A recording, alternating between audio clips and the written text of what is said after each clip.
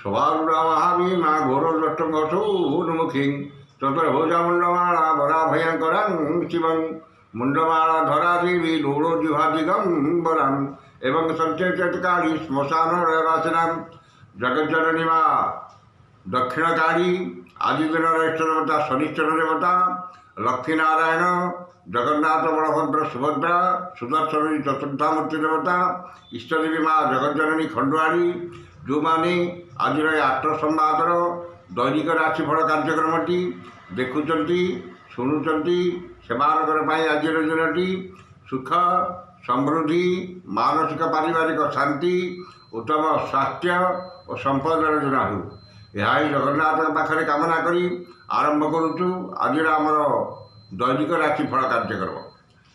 ଜୟ ଜଗନ୍ନାଥ। ଆଜି ଜାନୁଆରୀ ମାସ 31 ତାରିଖ ମକର 18 ଦିନ ମାଘ ମାସ ଶୁକ୍ଳପକ୍ଷ ତ୍ରୟୋଦଶୀ ଗତ ଚତୁର୍ଦ୍ଦଶୀ ଶନିବାର। ତ୍ରୟୋଦଶୀ ତିଥି ସକାଳ 8ଟା 26 ମିନିଟ୍ ପର୍ଯ୍ୟନ୍ତ ରହିବ ଏବଂ ଏହାପରେ ଚତୁର୍ଦ୍ଦଶୀ ତିଥି ଭୋଗ ହେବ। ଆଜିର ରାଶି ନକ୍ଷତ୍ର ପୁନର୍ବସୁ ମିଥୁନ। ପୁନର୍ବସୁ ନକ୍ଷତ୍ର ରାତ୍ରି 1 ଘଣ୍ଟା 34 ମିନିଟ୍ ପର୍ଯ୍ୟନ୍ତ ରହିବ ଏବଂ ଚନ୍ଦ୍ର ମିଥୁନ ରାଶିରେ ରାତ୍ରି 8ଟା 9 ମିନିଟ୍ ପର୍ଯ୍ୟନ୍ତ ଅବସ୍ଥାନ କରିବେ। ଏହାପରେ କର୍କଟକୁ ସ୍ୱଚାର ହୋଇ ଗମନ କରିବେ। ଆଜି ତ୍ରୟୋଦଶୀ ତିଥି ସକାଳ 8ଟା 26 ମିନିଟ୍ ପର୍ଯ୍ୟନ୍ତ ରହୁଥିବାରୁ ସେହି ସମୟ ପର୍ଯ୍ୟନ୍ତ ବାଇଗଣ ଖାଇବା ମନା। ଏହାପରେ ଚତୁର୍ଦ୍ଦଶୀ ତିଥି ଭୋଗ ହେଉଥିବାରୁ ବିରି ଦ୍ରବ୍ୟ ଖାଇବା ମନା, ଖାଇଲେ ଦେହରେ ରୋଗ। ଆଜି ହେଉଛି ଶିବୋପାସ, ବେଢ଼ା ପରିକ୍ରମା ଏବଂ ଜୋରନ୍ଦା ମେଳା। ଏ ରହିଥିଲା ଆଜିର ପଞ୍ଜିକା। ବର୍ତ୍ତମାନ ଜାଣିନେବା କେମିତି କଟିବ 12ଟି ରାଶିର ବ୍ୟକ୍ତିମାନଙ୍କର ଆଜିର ଦିନ। ପ୍ରଥମ ରାଶି ମେଷ ରାଶି।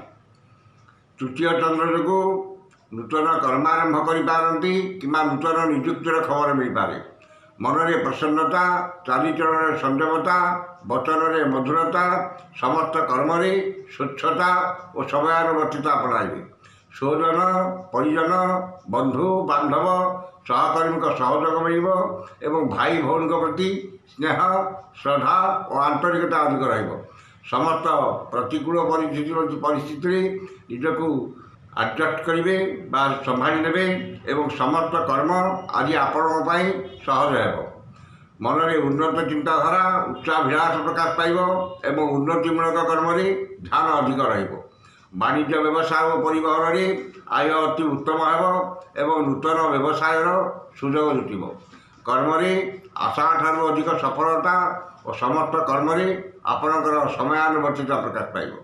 ଯେଉଁମାନଙ୍କର ଦ୍ୱିଜା ମେଷ ସେମାନେ ଉପକୃତ ହେବେ। ଶୁଭ ରଙ୍ଗ ଲାଲ, ସଂଖ୍ୟା 11, ଆରାଧନା ପ୍ରଭୁ ସ୍କନ୍ଦ। ବୃଷ ରାଶି। ଘାଟ 12 ଓ ଶୁକ୍ଳପକ୍ଷର ଦ୍ୱିତୀୟ ଚନ୍ଦ୍ର ଯୋଗୁଁ ଧନ ଓ ଆୟ ପ୍ରତି ମନରେ ଅହେତୁକ ଦୁର୍ବଳତା ପ୍ରକାଶ ପାଇବ ଏବଂ ଧନ ଓ ଆୟ ଯେତେ ଅଧିକ ମିଳିଲେ ମଧ୍ୟ ମନରେ ଆତ୍ମସନ୍ତୋଷ, ଆତ୍ମତୃପ୍ତି ମିଳିବ ନାହିଁ। ଖର୍ଚ୍ଚ କରିବାରେ ଟାଳଟୁଳ ନୀତି ଅବଲମ୍ବନ କରିବେ ଏବଂ ଉଚିତ କର୍ମରେ ବା ଉଚିତ ଅର୍ଥରେ ଧନକୁ ବିନିଯୋଗ କରିବେ। ଖର୍ଚ୍ଚର ଆୟର କିଛି ଅଂଶ ସଞ୍ଚୟରେ ବିନିଯୋଗ କରିବେ କିମ୍ବା କୌଣସି ଆର୍ଥିକ ସଂସ୍ଥାରେ ସ୍ଥାୟୀ ବିନିଯୋଗ କରିବେ। ମୂଲ୍ୟବାନ ଧାତୁ, ଭୂମି, ଯାନବାହନ କ୍ରୟ କରିବେ ଏବଂ ଆର୍ଥିକ ସ୍ଥିତିରେ ସୁଧାର ଆଣିବା ପାଇଁ ନୂତନ ଯୋଜନା କରିବେ। ବାଣିଜ୍ୟ ବ୍ୟବସାୟ ଓ ପରିବହନରେ ଆୟ ଅତି ଉତ୍ତମ ହେବ। କର୍ମରେ ସଫଳତା ମିଳିଲେ ମଧ୍ୟ କିଛି ସମସ୍ୟା ଦେଖାଦେବ। ଯେଉଁମାନଙ୍କର ରୋହିଣୀ ବୃଷ ସେମାନେ ସୁଫଳ ପାଇବେ। ଶୁଭ ରଙ୍ଗ ସିଲଭର, ସଂଖ୍ୟା 2, ଆରାଧନା ପ୍ରଭୁ ଶ୍ରୀରାମ। ମିଥୁନ ରାଶି। ଶ୍ରୀଚନ୍ଦ୍ର ଯୋଗୁଁ ମନରେ ପ୍ରସନ୍ନତା, ଶରୀରରେ ସୁସ୍ଥତା, ପରିବାରରେ ମିତ୍ରତା, ସମସ୍ତଙ୍କ ସହ ବନ୍ଧୁତା, ଚାଲିଚଳନରେ ସଂଯମତା, ବଚନରେ ମଧୁରତା ଏବଂ ସମସ୍ତ କର୍ମରେ ସ୍ୱଚ୍ଛତା ଓ ସମୟାନୁବର୍ତ୍ତିତା ଆପଣାଇବେ। ସୁଖବର, ସୁସମ୍ବାଦ ମିଳିବ ଏବଂ ସୁଖାଦ୍ୟ, ସୁବଚନ ପ୍ରାପ୍ତି ହେବ। ଆମୋଦ ପ୍ରମୋଦ ମୌଜ ମଜଲିସରେ ଅଧିକ ଆଗ୍ରହ ରହିବ ଏବଂ ସ୍ୱଜନ, ପରିଜନ, ବନ୍ଧୁ ବାନ୍ଧବ, ସହକର୍ମୀ, ସହଯୋଗୀଙ୍କ ସାହାଯ୍ୟ ସହଯୋଗ ମିଳିବ। ବାଣିଜ୍ୟ ବ୍ୟବସାୟ ଓ ପରିବହନରେ ଆୟ ଅତି ଉତ୍ତମ ହେବ। କର୍ମରେ ସଫଳତା, ସମ୍ମାନ, ସହକର୍ମୀଙ୍କ ସହଯୋଗ ମିଳିବ। ଯେଉଁମାନଙ୍କର ଆଦ୍ରା ମିଥୁନ ସେମାନେ ସୁଫଳ ପାଇବେ। ଶୁଭ ରଙ୍ଗ ସବୁଜ, ସଂଖ୍ୟା 12, ଆରାଧନା ମା ଛିନ୍ନମସ୍ତା। କର୍କଟ ରାଶି। ଦ୍ୱାଦଶ ଚନ୍ଦ୍ର ଶନିବାର ଯୋଗୁଁ ଆୟ 5 ଟଙ୍କା ହେଲେ ବ୍ୟୟ 25 ଟଙ୍କା ହେବ ଏବଂ ଆର୍ଥିକ ସ୍ଥିତି ବିଗିଡ଼ିଯିବ। ଅଯଥା ଖର୍ଚ୍ଚ, ବଦ ଖର୍ଚ୍ଚ, ପରିବାରର ଖର୍ଚ୍ଚ ଭାର ବୃଦ୍ଧି ପାଇବ ଏବଂ ଖର୍ଚ୍ଚ ଭାରରେ ଅତିଷ୍ଠ ହୋଇ ଋଣ କରିବାକୁ ପଡ଼ିପାରେ। ମନରେ ଦୁଶ୍ଚିନ୍ତା, ଦୁର୍ଭାବନା, ହତୋତ୍ସାହ ଭାବ ପ୍ରକାଶ ପାଇବ ଏବଂ ଚାଲି ଚଳନ, ବ୍ୟବହାର, କଥାବାର୍ତ୍ତା ବିବାଦୀୟ ହେବ। କର୍ମ ପ୍ରତି ଅନାଗ୍ରହ ଭାବ ପ୍ରକାଶ ପାଇବ ଏବଂ ସମସ୍ତ କର୍ମରେ ଅଯଥା ବିଳମ୍ବ ଦେଖାଦେବ। ସତ୍ସଙ୍ଗ ପରିତ୍ୟାଗ କରି କୁସଙ୍ଗରେ ପଡ଼ିବେ ଏବଂ ବିନା କାରଣରେ ବହୁତ ବ୍ୟସ୍ତ ରହିବେ। ବାଣିଜ୍ୟ ବ୍ୟବସାୟ ଓ ପରିବହନରେ ଆୟଠାରୁ ବ୍ୟୟ ଅଧିକ ହେବ ଏବଂ ଆର୍ଥିକ ସ୍ଥିତି ବିଗିଡ଼ିଯିବ। କର୍ମରେ ବିଫଳତା ଓ ସମସ୍ତ କର୍ମ ବିବାଦୀୟ ହେବ। ଯେଉଁମାନଙ୍କର ପୁନର୍ବସୁ କର୍କଟ ସେମାନେ ସତର୍କତା ଅବଲମ୍ବନ କରିବେ। ଶୁଭ ରଙ୍ଗ ଲାଲ, ସଂଖ୍ୟା 3, ଆରାଧନା ମା ଭୁବନେଶ୍ୱରୀ। ସିଂହ ରାଶି। ଏକାଦଶ ଚନ୍ଦ୍ର ଘାତ 12 ଓ ବୃହସ୍ପତିଙ୍କର କ୍ଷେତ୍ର ଭୋଗ ହେଉଥିବାରୁ ଘାତ 12ର ପ୍ରଭାବ ବିଶେଷ ରହିବ ନାହିଁ। ଭାଗ୍ୟରେ, କର୍ମରେ, ଆର୍ଥିକ ଅବସ୍ଥାରେ ଉନ୍ନତି ଆସିବ ଏବଂ ଧନ, ସମ୍ପଦ, ପ୍ରାଚୁର୍ଯ୍ୟ, ପ୍ରତିପତ୍ତି ବୃଦ୍ଧି ପାଇବ। ଆୟର ମାର୍ଗ ଅତି ଉତ୍ତମ ରହିବ ଏବଂ ବିଭିନ୍ନ ଉତ୍ସରୁ ଧନ ପ୍ରାପ୍ତି ହେବ। ନୂତନ କର୍ମାରମ୍ଭ, ବ୍ୟବସାୟ ଆରମ୍ଭ, ବିଦେଶ ଯାତ୍ରାର ସୁଯୋଗ ଜୁଟିବ ଏବଂ ଧନର ସତ୍ ବିନିଯୋଗ କରିବେ। ମୂଲ୍ୟବାନ ଧାତୁ, ଭୂମି, ଯାନବାହନ କ୍ରୟ କରିବେ କିମ୍ବା ସେଥିପାଇଁ ଯୋଜନା କରିବେ। ସମସ୍ତ ଗୁରୁତ୍ୱପୂର୍ଣ୍ଣ ନିଷ୍ପତ୍ତି ନେବାରେ ସମର୍ଥ ହେବେ ଏବଂ ଆର୍ଥିକ ସ୍ଥିତିରେ ଉନ୍ନତି କରିବା ପାଇଁ ଏବଂ ବ୍ୟବସାୟରେ ଉନ୍ନତି ଆଣିବା ପାଇଁ ନୂତନ ଯୋଜନା କରିବେ। ବାଣିଜ୍ୟ ବ୍ୟବସାୟ ଓ ପରିବହନରେ ଆୟ ଅତି ଉତ୍ତମ ହେବ। କର୍ମରେ ସଫଳତା ଓ ସମସ୍ତ କର୍ମ ଆଜି ଆପଣଙ୍କ ପାଇଁ ସହଜ ହେବ। ଯେଉଁମାନଙ୍କର ପୂର୍ବା ଫାଲ୍ଗୁନୀ ସିଂହ ସେମାନେ ଉପକୃତ ହେବେ। ଶୁଭ ରଙ୍ଗ ଲାଲ, ସଂଖ୍ୟା 6, ଆରାଧନା ପ୍ରଭୁ ଶ୍ରୀ ଜଗନ୍ନାଥ। କନ୍ୟା ରାଶି। ଘାତ ଚନ୍ଦ୍ର ଘାତ 12 ଯୋଗୁଁ ବାଦ ବିବାଦ, ସ୍ୱାସ୍ଥ୍ୟ, ଆର୍ଥିକ କାରବାର ଏବଂ ଯେକୌଣସି କର୍ମ କରିବା ପୂର୍ବରୁ ଭଲ ଭାବରେ ଚିନ୍ତା କରିବେ, ନଚେତ୍ କ୍ଷତିରେ ପଡ଼ିପାରନ୍ତି କିମ୍ବା ବିବାଦରେ ପଡ଼ିପାରନ୍ତି। ମନ ଅସ୍ଥିର, ବିଷାଦଗ୍ରସ୍ତ, ଚାପଗ୍ରସ୍ତ ରହିବ ଏବଂ ଚାଲି ଚଳନ, ବ୍ୟବହାର, କଥାବାର୍ତ୍ତା ଏବଂ ସମସ୍ତ କର୍ମ ବିବାଦୀୟ ହେବ। ସମସ୍ତ କର୍ମରେ ଭୁଲ ନିଷ୍ପତ୍ତି ନେବେ ଏବଂ ବିନା କାରଣରେ ବହୁତ ବ୍ୟସ୍ତ ରହିବେ। ନିଶ୍ଚିତତାକୁ ପରିତ୍ୟାଗ କରି ଅନିଶ୍ଚିତତା ପଛରେ ପଶ୍ଚାଧାବନ କରିବେ ଏବଂ ଶାରୀରିକ ପୀଡ଼ା ଭୋଗିବେ। ବାଣିଜ୍ୟ ବ୍ୟବସାୟ ଓ ପରିବହନରେ ଆୟଠାରୁ ବ୍ୟୟ ଅଧିକ ହେବ ଏବଂ ଆର୍ଥିକ ସ୍ଥିତି ବିଗିଡ଼ିଯିବ।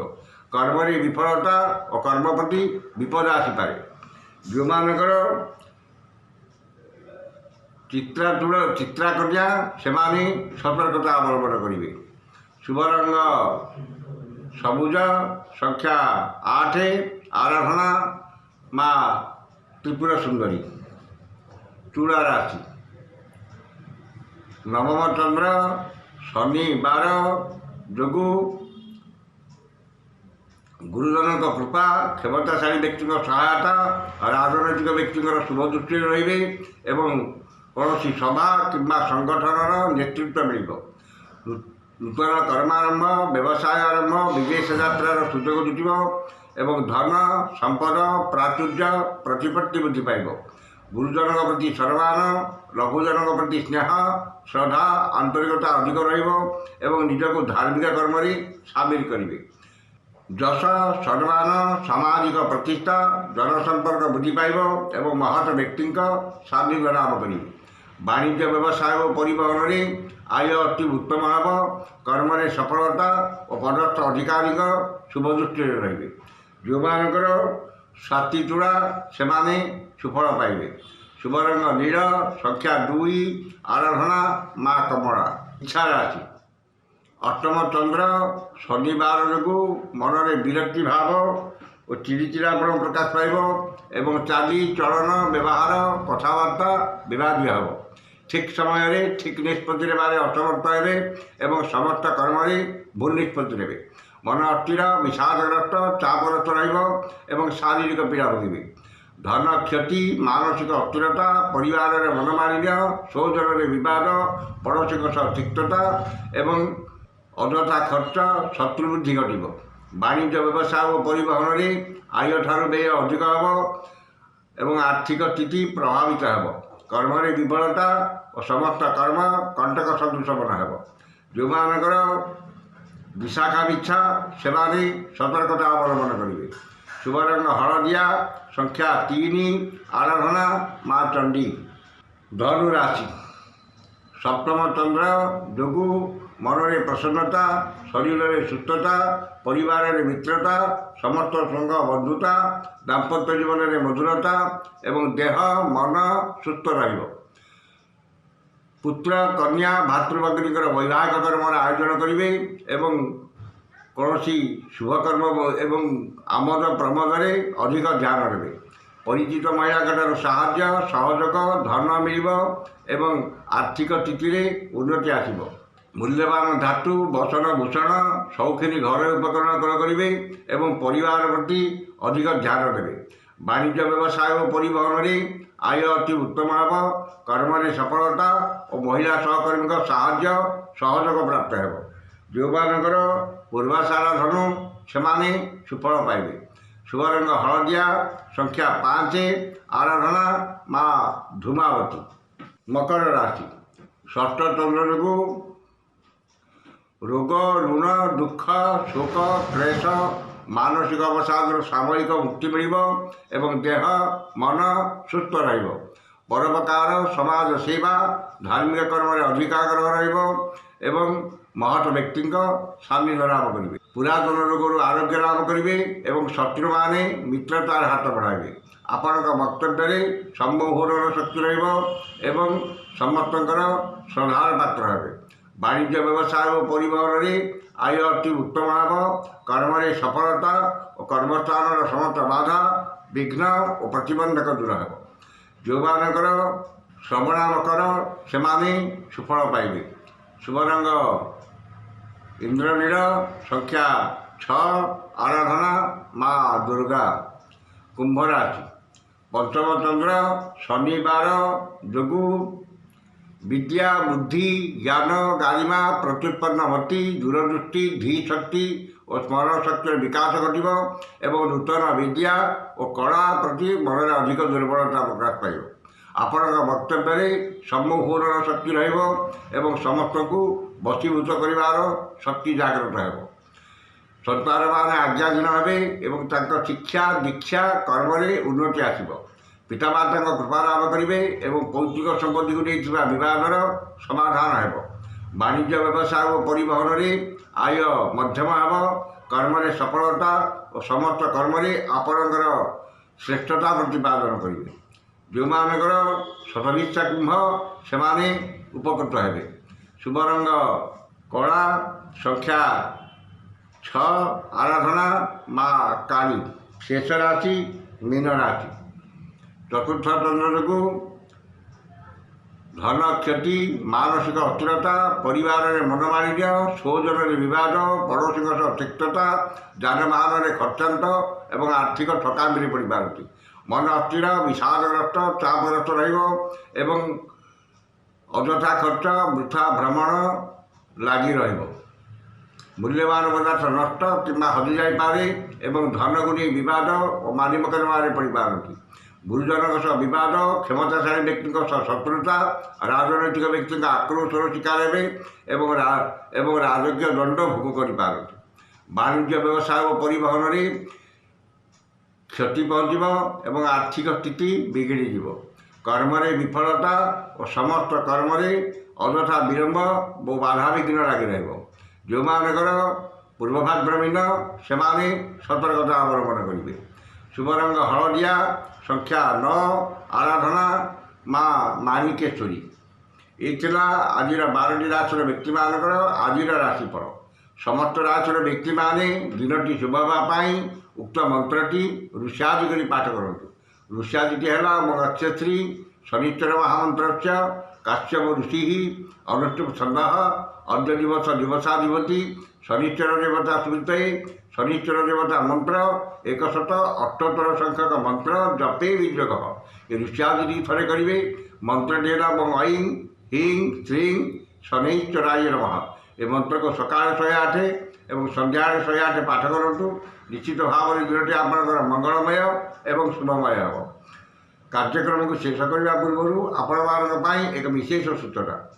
ଆମର ଏହି ଚ୍ୟାନେଲରେ ଆମେ 2026 ନୂତନ ବର୍ଷଟି କେମିତି ରହିବ, ବ୍ୟବସାୟୀମାନଙ୍କ ପାଇଁ, କର୍ମଜୀବୀମାନଙ୍କ ପାଇଁ, ମହିଳାମାନଙ୍କ ପାଇଁ, ଗୃହିଣୀମାନଙ୍କ ପାଇଁ, ଛାତ୍ରଛାତ୍ରୀମାନଙ୍କ ପାଇଁ, କ୍ରୀଡ଼ାବିତମାନଙ୍କ ପାଇଁ ଏସବୁ ବିଷୟରେ ଆମେ ବିଶେଷ ଭାବରେ ଆଲୋଚନା କରିଛୁ ଏବଂ ତା'ର ପ୍ରତିକାର ବିଧାନ ମଧ୍ୟ ଆମେ କରୁଛୁ।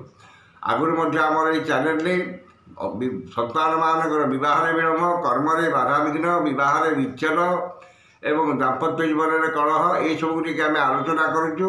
ଆପଣମାନେ ଆମ ସହିତ ଯୋଡ଼ି ହୋଇ ରୁହନ୍ତୁ, ଆମକୁ ଉତ୍ସାହିତ କରନ୍ତୁ, ଆମ ଚ୍ୟାନେଲକୁ ସବସ୍କ୍ରାଇବ୍ କରନ୍ତୁ, ସେୟାର କରନ୍ତୁ ଏବଂ ଆପଣଙ୍କର ସୁଚିନ୍ତିତ ମତାମତ ଦିଅନ୍ତୁ। ଆଜି ତ ସମୟ ସରିଯାଇଛି, ଆସନ୍ତାକାଲି ଦେଖା ହେବ ଠିକ୍ ଏହି ସମୟରେ। ବିଦାୟ ଦିଅନ୍ତୁ। ଜୟ ଜଗନ୍ନାଥ।